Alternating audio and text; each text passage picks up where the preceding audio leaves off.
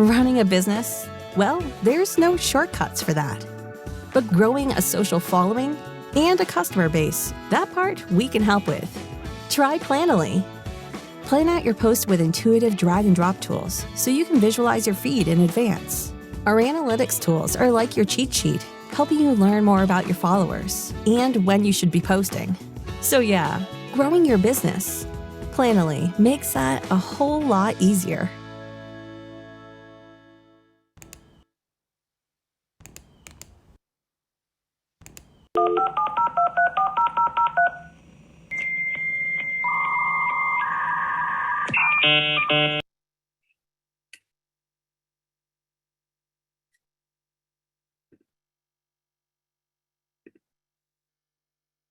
Hey y'all, welcome to Planoly Presents. We're so excited that y'all could join us today.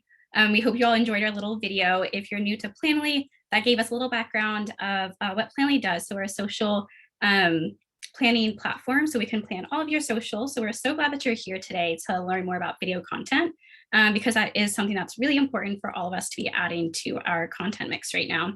So I see a lot of y'all are hopping in that chat box saying hi. So if you could share with us where you're joining in from today, and then also just kind of mention what is your Reels resolution for this year when it comes to your content? What are you trying to learn as you join these workshops?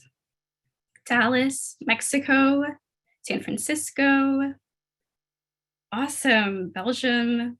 We're all over today, so that's really exciting. We really do appreciate you taking your time out of your day to join us for this workshop. I'm sure you all have seen, we are joined today with Zaria Parvez, who is a social media coordinator of Duolingo. So Duolingo has been off the charts on TikTok with their branding. And the second you see that green owl, you know exactly whose video you've landed on. So really excited to be joined by Zaria and everyone else today to kind of learn more about how they went viral, what their strategy was, and how you can really personify your brand and how you can put a voice behind your brand on TikTok. Just a few things as we get started. If we could keep that chat box clear for just comments on the workshop rather than networking. We do have a Facebook group, so you can join our Facebook group to network after the workshop. We'd love for you all to connect because we love getting to see what all of y'all are up to. Also, we do have a Q&A at the end. So if you go to that Q&A box, if you have any questions throughout the workshop, throw them in the Q&A box. I'll come back at the end to kind of facilitate some time for all of us to talk. But yeah, I think that is it. So Zaria, are you ready to kick it off? You know it, girly. Awesome. Hello, hello. Okay, I'm going to share my screen and it's going to be awkward for a second, but once it's not awkward, we'll start. Okay, 1 second. Sorry, I got to grab my notes in here too. So I'm trying to make this as fun as possible. Why is it doing this to me? You guys see this, but it's not like in presenter mode, I'm assuming.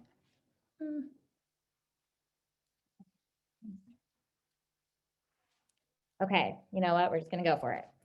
So, hi everyone. My name is Zaria Parvez, and otherwise known as Duo on TikTok.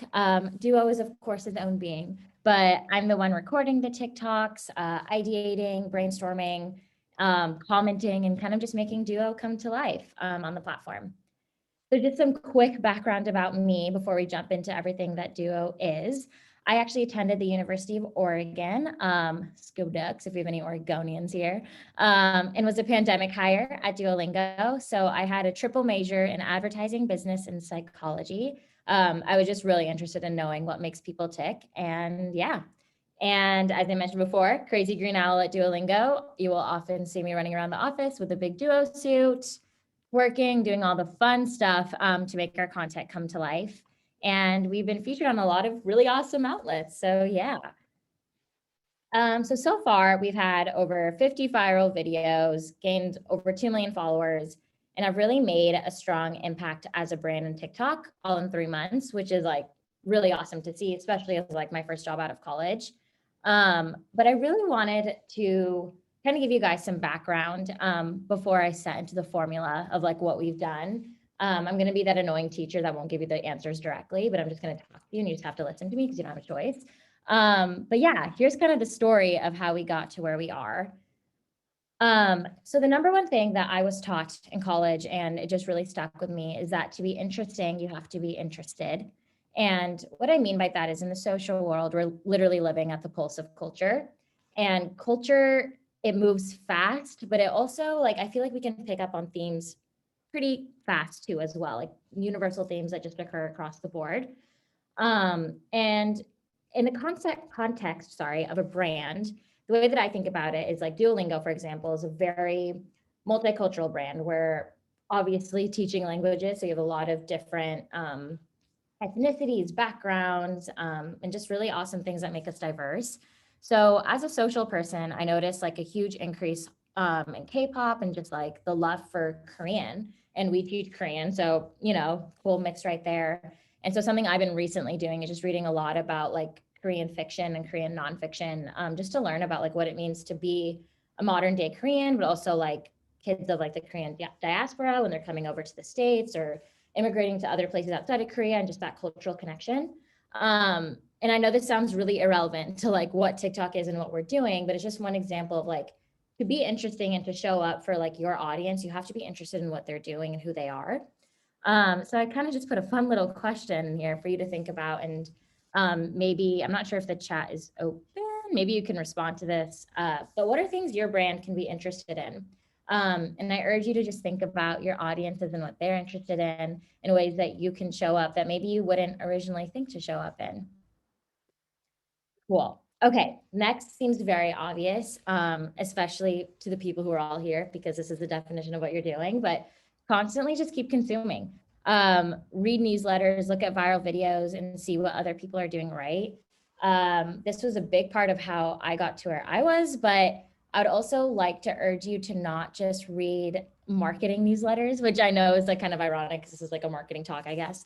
But like one of my favorite newsletters is Why Is This Interesting? And it's just about random things in the world that are just interesting. And again, I think that really helps you put yourself in your audience's shoes, you know, and think about what makes them tick, what are they excited about, versus like thinking and seeing them as like a marketing strategy. This one is like, I think the biggest gut punch to a lot of people. And it just, you got to just stop trying to sell your product. Like, I wish there was a nicer way to say that. And I know it seems super freaking counterintuitive, but TikTok, obviously Gen Zers are active there, but there's also a lot of different demographics. It's not Gen Z, just Gen Z, sorry. But if you put your product forward, people they really aren't that interested in it, quite honestly. And we can speak from experience. When we first launched our TikTok in February of 2021, all of our content was solely about language learning and like featured language learning influencers. And they did fine, but not at the extent of what they're doing now. And it's really this idea of like, you give them some entertainment and then they think about it and then they come back to your product so that you do end up getting the ROI, but it's just trusting that you can create a fun, entertaining space for your audience. So this is something, again, that I pose to you guys if you want to answer in the chat box, if there is a chat box, if not, answer it in your head. But what are parts of your brand that you can push forward without always being product first? I know like we're in the language learning vertical, which is like really, like you wouldn't think it could be cool, quite honestly, or like fun or be engaging on TikTok, but we flipped it on its head and we made it fun. So I can even think in the beauty space or just different verticals of like, where maybe you have to flip something on its head and you don't have to automatically just show your product because that's honestly not what's working right now. This is one of my favorite things, this concept of candy to the medicine. So what I mean by that is that when we're on TikTok, you always want to be entertainment first, and then you can kind of give them your message. So I'm relating obviously everything back to Duolingo, but there's so many accounts that do this really well, where you be entertaining. So that's kind of the candy. You say a funny joke, you have a funny storyline, and then you kind of just sprinkle in, you know, that messaging that you have about your brand, whether it's like download our app or like, this is our premium feature, or look at this new product we came out with. And this whole idea, I think, really creates this system of people not really realizing they're being like sold to, or in our case, even if we bring up like, for example, Google Translate or like our Plus feature, people are like, yes, give it to me, like keep feeding it to me, because you're literally giving them candy, so they can't taste the medicine. And it's really cool to see how people are perceptive to it. And some will even say like, I know you're advertising to me, but because you're so funny, I love it. And I'm going to download the app right now. And I think this is so applicable across verticals. But that being said, these are all like small background tips, maybe more like to build up to your knowledge base. But yes, so those are more maybe qualitative, but now I'm giving you a quantitative, like rough guideline, I guess you can follow for going viral. But at the end of the day, I really need to make this disclaimer. You need to do what's best for your brand, and taking on someone else's exact strategy will not always work for you. And I think that's super important. I think especially with TikTok, how we're seeing it to be now, there's this increased trend of like absurdism and like kind of being snarky, this whole kind of Wendy's effect, right? That came from Twitter. For some accounts, it works really well. I think for Duo's account, it works super well because Duo already had this brand image of being passive aggressive and being snarky and being a little bit pushy. So that tone made sense. I know there's been instances where other brands have tried to take on that tone and it didn't make sense for their brand. And then all of a sudden people were kind of like, what are you doing? So I'm going to give you what I know from my experience as Duo the Owl. But at the end of the day, do what's best for you. And I'll answer questions at the end as well.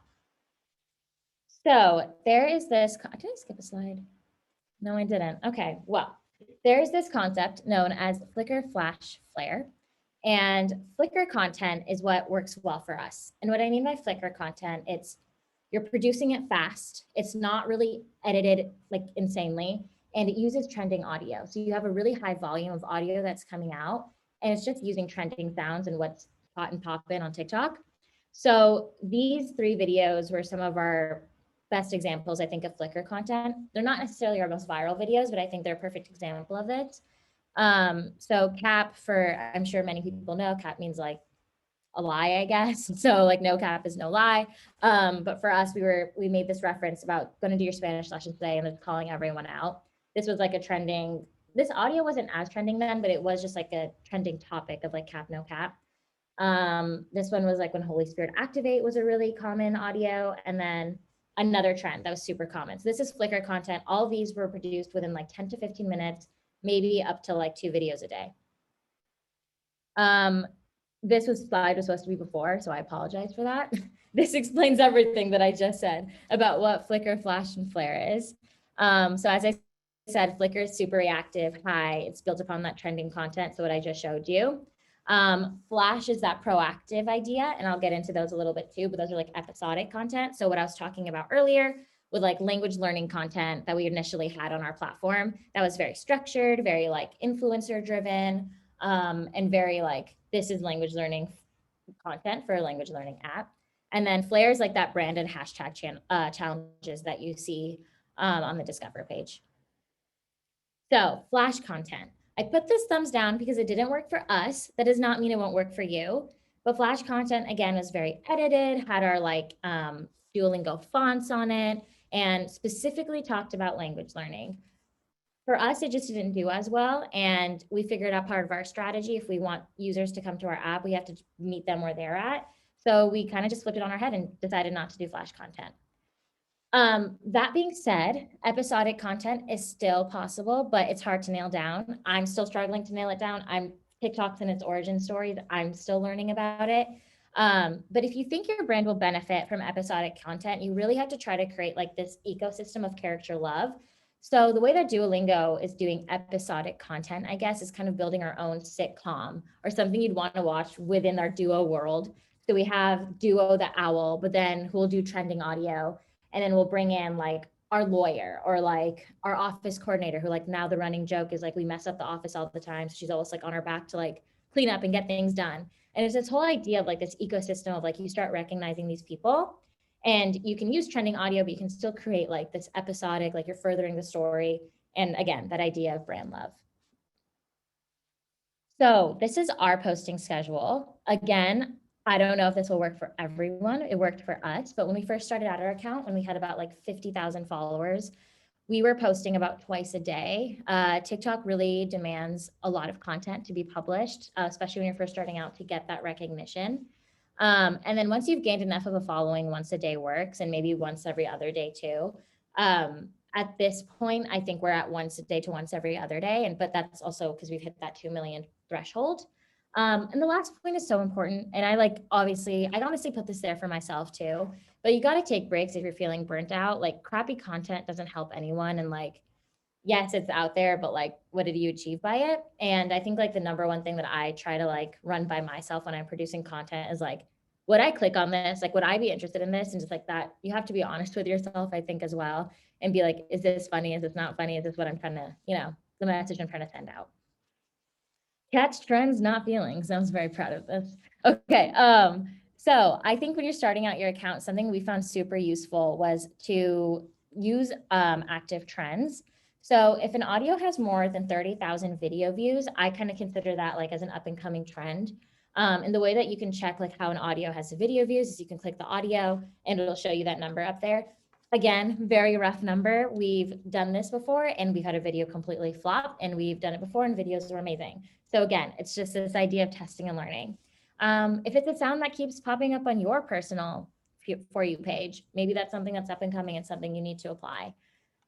Keep checking the Discover page. There's new hashtags all the time, new audios. And this is my biggest tip.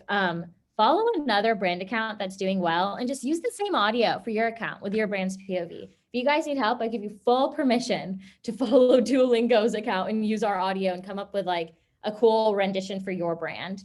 I found that to be super helpful when I first started. Loved Ryan Ayer's TikTok account. I would see what audios they're using and then try to brainstorm like, okay, how do I relate to this? And how do I make Duolingo relate to this?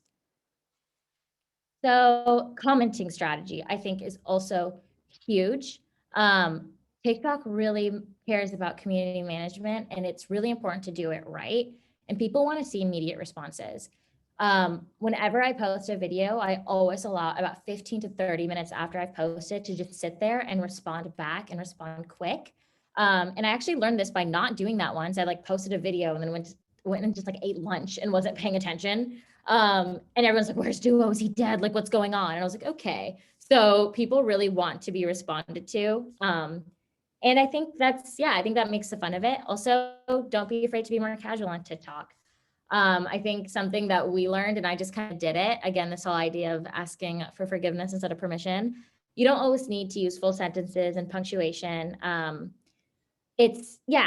think especially as a language learning app, I remember at first we were like, people look to us to make sure like we know our grammar, we know our stuff. But I think this platform allows for more casual talk. Something that people do really care about is using the right your. So just make sure you do that, because no matter what you say, if you use the wrong your, you will be called out, and just spell correctly.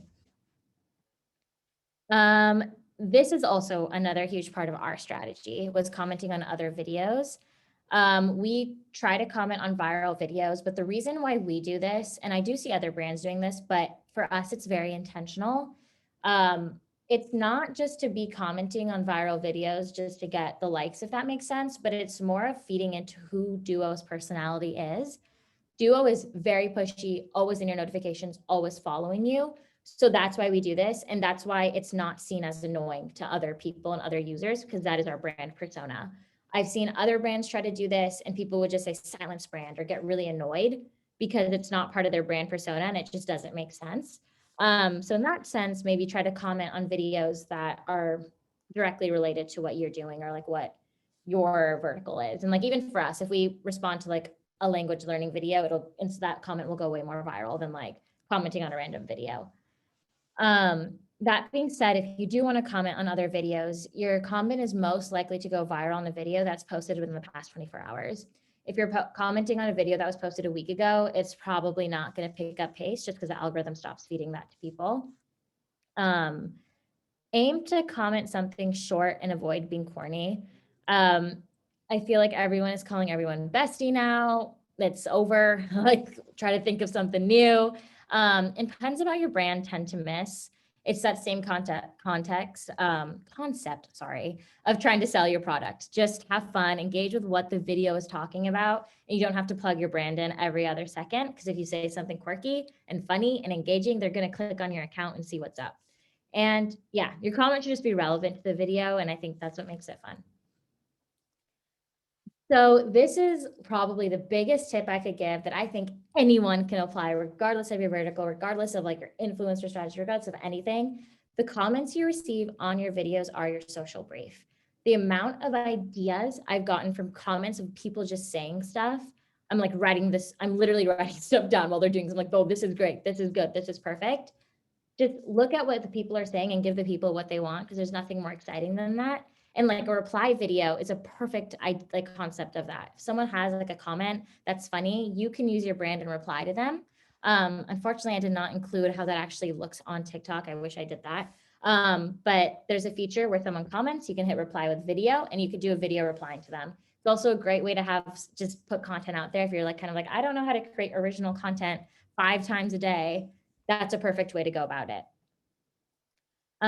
Yes. And at the end of the day, the final thing I'm going to leave you on, the best way to approach your TikTok is with a test and learn strategy.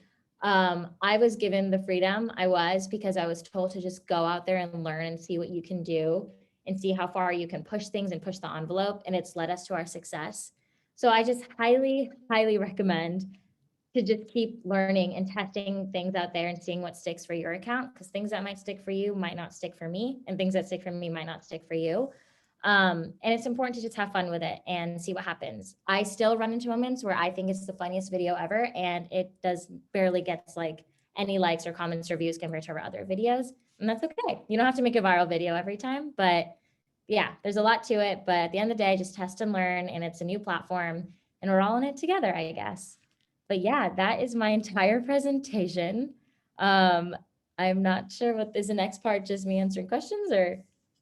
Yes, thanks so much, Zaria, for sharing all of that. That was a ton of information. So everyone in the chat box, I know there's been a few people asking for slides. This will be recorded and you will be receiving the recording. So if you did miss anything, no worries. But yeah, we have a ton of questions. We already have over 44 questions in the chat box. So everyone, if we don't get to your question, it's okay. There's tons of them, but also if you do have a question, feel free to continue popping them in there because we have a bit of time. So I think people have a lot of technical questions to get started. One thing that people are trying to figure out is the copywriting for business accounts. How do you get around that? Because you do have a lot of like the trending audios that businesses don't have. So how do y'all get around that?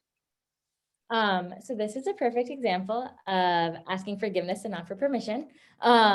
And so there actually are ways. So most trending audio that doesn't use like a singer or whatever, an artist, you can just save and use to your thing. A lot of people will upload songs on their own that aren't like technically uploaded from the artists themselves. So we'll use that. Have audio been taken down from us? Yes, but that is okay. I think our mentality, and we're really lucky because our general counsel is like pretty down to clown, and like he himself has a TikTok. He's very excited. He's like, just go for it. And if it gets taken down, it gets taken down. We'll deal with it. So I think that also puts us in a fortunate position, but there are workarounds like that. Yeah, no, that's a great one. And I know if anyone missed that, one big workaround, finding people that are creating the audio on their own personal accounts, because those are not going to be copyrighted. So I know that that's a great big one. So thank you for that. Another one is about just kind of like people are commenting, this is a lot for one person to do. And I know you have a lot of your team behind you as well, but do you content batch or do you make a new reels every day? Kind of what do you see your day-to-day look like, and how can someone who's a one-person team do all of this? So I'm crazy, okay, but beyond that, so usually every Monday I try to think, I see trends that are like happening and I'm like, okay, these are 5 videos. And I pull the guy who gets in the duo suit. His name is Mark. He's an angel. I really love Mark. And he'll come and film with me, and he'll do things. And usually they only take about like 5 to 10 minutes each. So we'll try to get a lot out in 30 minutes. There's times where I'll like record like 5 videos on Monday and we only up using like 2 throughout the week. And then randomly like on a Thursday, I'll be like, shoot, this just came up. Let's do this real quick. So it's very scrappy. And it's just like figuring out, I guess, like doing with what you can. And then, yeah, so that's on the video, like producing side. Commenting side, I'm also addicted to TikTok. So I just comment as Duo, and it's just, it's fun. I've always loved copywriting, and I'm also very snarky myself. So I think that really helps me fit into the brand voice of Duo, which I think is actually pretty important, that like whoever you have on your social team, it's pretty dope if their voice is similar to what you want your brand voice to be, because it's just easier. So I don't feel like I'm really like trying extra hard to be Duo, if that makes sense. Yeah, that definitely makes sense. And we've had a few people ask kind of like, how do you differentiate your voice between the brand voice? And do you have times where you have to like kind of reel yourself back in? Do you have limits on what you can and say? Yes, I have limits. But they're mainly just like obviously don't promote violence, don't promote hate, no explicit cussing or stuff like that. But I think what's cool is that like I'm allowed to make innuendos, I'm allowed to be a little pushy, passive aggressive. And Mhm. again, this concept of asking for forgiveness and not permission. There's been moments where I've had to delete comments and it's okay. I'm still here. So I think that's all part of it, is taking risks and just learning, and especially with this new platform. Absolutely. That kind of leads into this next question really well. So we have a lot of people that are coming from large brand names, and they're having issues kind of convincing the higher ups that TikTok is a good strategy, or to kind of just like let them go with these trends. They want more of a structured format. So can you tell us a little bit about how you approached that and how that all went? Yeah, that's a great question. So I am very lucky that Duolingo is like a startup and was very like innovative, and TikTok was just Mhm. there. Like, I was like, if you want to use it, go for it. But there's honestly no pressure on me either to start this TikTok account. I just did it because I loved it and I cared about it. So there was immediate buy-in because everyone was like, all right, like if you're having fun, go for it. But I think as we've gotten bigger, there's definitely been moments where people are like, what are you doing? And I think part of it was being able to just like use the comments you got back or what people were saying to be like, no, this is important and this is why it Mhm. matters. And then also for me, it was helpful to like, when they thought like a trend was more explicit than it really was, just explaining what the trend is. And like, unfortunately, you might have to explain the meme a little bit and make a fool of yourself, and the payback comes out, you know? Mhm. Um, but yes, I would say I'm really fortunate to be in a position where I didn't have to advocate as deeply as I'm sure other big brands do, even with like licensing music and all that stuff. So I think that's just also the nature of like what Duolingo is as a company. Awesome to hear. Cool. So we talked a lot about TikTok today, and that's where Duolingo is really known. Do you manage any of other Duolingo's TikTok or I mean accounts, social like platforms? And if so, kind of how does that brand voice go throughout, and how can you add, like this specific TikTok brand voice to everything else that y'all are doing? Yeah, so I actually do manage our Instagram and Twitter and Facebook, and this is an active conversation we're having right now too. Hmm. Um, so we've actually tried posting TikTok content onto our Instagram for like on Reels, and it didn't Hmm. do as well. So our audiences are very different. So we actually decided to not use that same tone of voice on TikTok as we do on like other platforms. Hmm. Reels is something we're still figuring out and is like a goal for me this year to figure out how to use and how to engage. So I'm also in this with y'all, still trying to figure some of it out. Yeah, awesome. That definitely makes sense. I know that each platform is so different, but just trying out content, kind of seeing what resonates is really important as well. Awesome. Sorry, we have so many questions that I'm trying to get to as many different types as we can. So one thing also is the content creation of the TikTok. So you said that you have to find trending audios, but once you do that, where do you go to create your TikToks? Do you edit them outside of the app? Do you edit them inside the app? Is there a strategy with that? It's just within the app, guys. And I think the biggest thing is that like I feel like we're caught up in like has to look perfect, has to do this. Like even like props. Sometimes I'm like, I wish I just had this. And then I realized when we just used random crap around the office to film and I just did it on my phone, it was so much more funnier and people just Hmm. loved it so much more. So like for one of our videos, like Duo needed a microphone, but we had a microphone, but I was like, this like water bottle is just funnier. So let's just use that.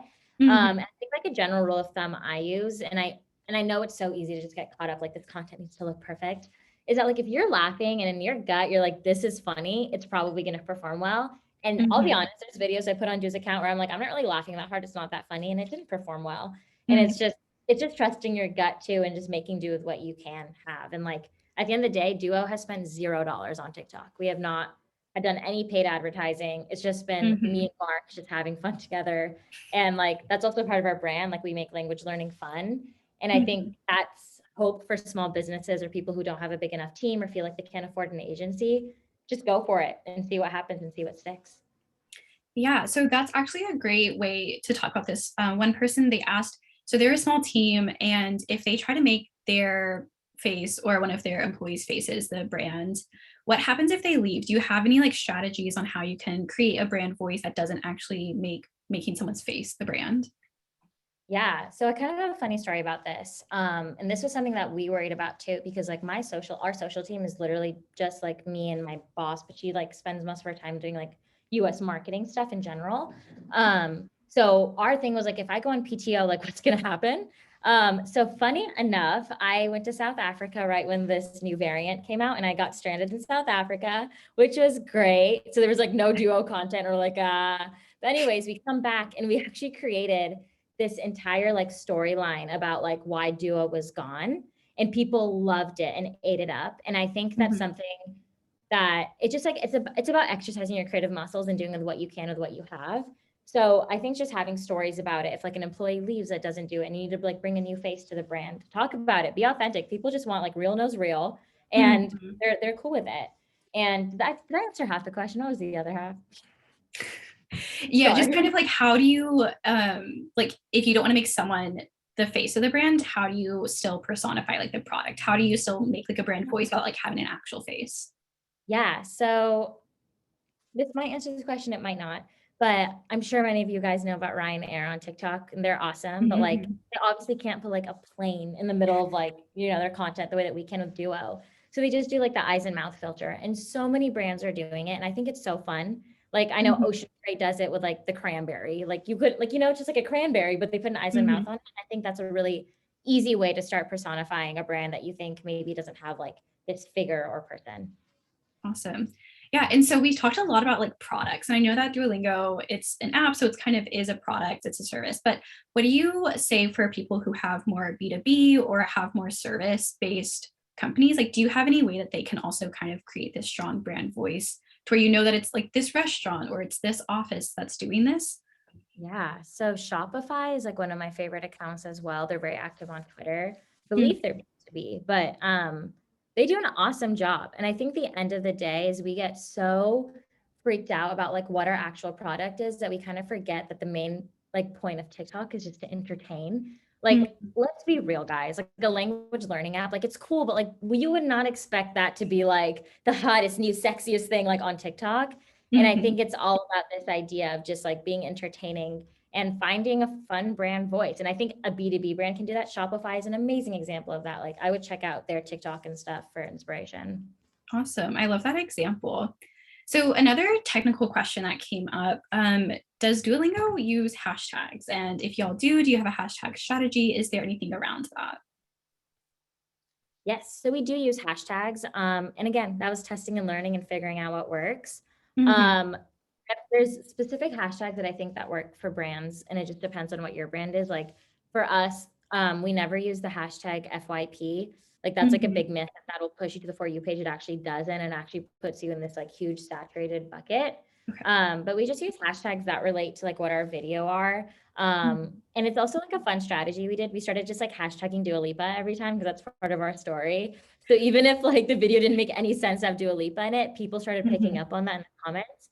So I think that's really cool too. It doesn't necessarily just have to be to push you to people's pages, but also to like tell your brand story in a fun way. That's awesome. We have time for just a few more questions, but people would love to hear a little bit more about your brainstorming. Do you have any podcasts, any brands, things like that that you follow that you get a lot of inspiration from? Sure. So podcasts.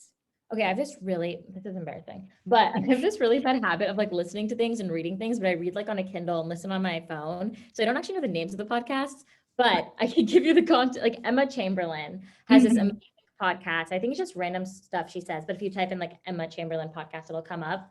And it's just like about life as like a content creator. And I think as a brand, you don't realize how much goes into being a content creator and like a human, and just listening to like a Gen Z rant in the phone, I think is amazing.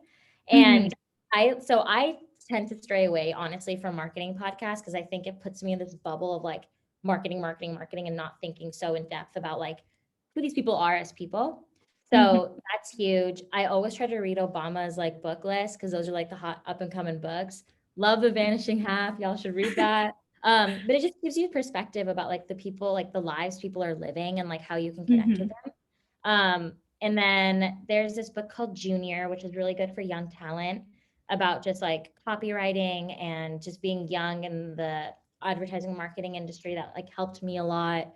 Mark Kohler, Julian Kohler, awesome strategists. I always like follow them up on LinkedIn and read their books. So yeah, again, this is the whole concept, just to be interesting. You got to be interested. I love that. So I think we're going to finish it up with one last comment that came in, one last question. How's the Dua Lipa partnership coming along? When can we expect to see her on y'all's TikTok? I don't know. You got to ask Dua. Yes, we have not been able to reach out or like make a connection, but I think that's also makes it more funny. I don't know. Maybe one day she'll recognize me. I'm convinced she knows what's up. She's just not saying anything, but it's fine. I'll move on. I love it. Awesome. Well, thank you so much, Zaria, for joining us today. And thank you everyone that was able to join us. Where can we find you? Where can we connect with you? On Duolingo TikTok, right? Yes. So Duo has their TikTok. I recently started actually my own TikTok where I just try to give like marketing and social media tips. So if you all want, there's also random crap in there too. So up to you what you want to do with it. But it's just my first and last name, Zaria Parvez, and it gives some background too about like what we're doing at Duo and like just behind the scenes stuff. So if you're interested, feel free to follow me there. And then also LinkedIn and Instagram. Yeah, I'm everywhere. My username is just @photos_zap for Instagram and Twitter, and then just my full name for TikTok. Awesome. Great. Well, we can't wait to connect with you. Thank you again, everyone, for joining. So a few things as we wrap up, we would love to offer everyone a free month of Planoly, just so you can kind of get out there, start planning all of your video content. So use the discount code Reels Resolutions. And then also make sure to come back and join us for the rest of our workshops. We have some on how to do trends and transitions, on how to use your content across all of your platforms. So a lot of great stuff to come. And if you did enjoy the workshop today and you're interested in winning a little PR box from Planoly, make sure to share on your Instagram story and tag Planoly. So awesome. I hope you all have a great day. Thank you. Thank you.